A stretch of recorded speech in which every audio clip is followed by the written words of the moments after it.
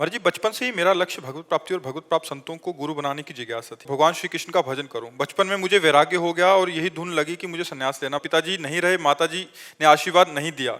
महाराज जी, क्या ये मेरा प्रारब्ध था जो मैं संन्यास नहीं ले पाया? किसके शरीर संबंधी ऐसे सहज में बाबा जी बनने देते? तो 13 वर्ष की अवस्था थी, तो अभी 4-5 दिन ही घर से भागे हुए थे।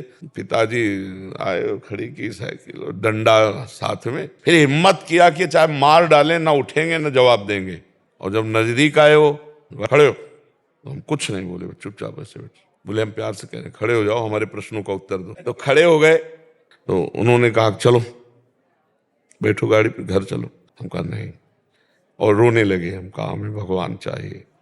एकदम उनकी मतलब मति पलटी और ऐसे ऐसे छाती से लगाया, तो ऐसे ऐसे खोपड़े में मेरे हाथ फेरा और कहा अगर ऊषर में भी बैठोगे ना तो आशीर्वाद देता हूँ, फूलों की वर्षा होगी। और बोले जिंदगी में कभी लौट कर गाँव की तरफ मत देखना।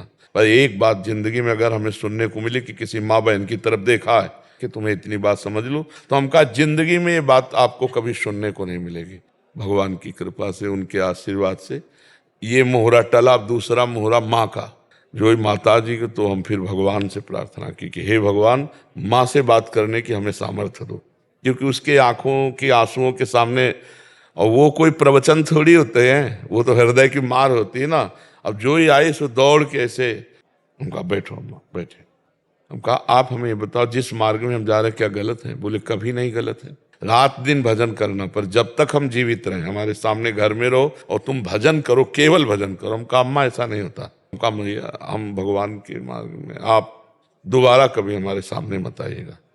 उठी और ऐसे मस्तक पे हाथ रखा और कहा जिंदगी में कभी हम तुम्हारे सामने नहीं आएंगे, जाओ भगवान का भजन करो। तो कट्टरता, अपनी कट्टरता, अपना लक्ष्य। हमारे प्रारब्ध में नहीं लिखा कि हम भगवत प्राप्ति करेंगे।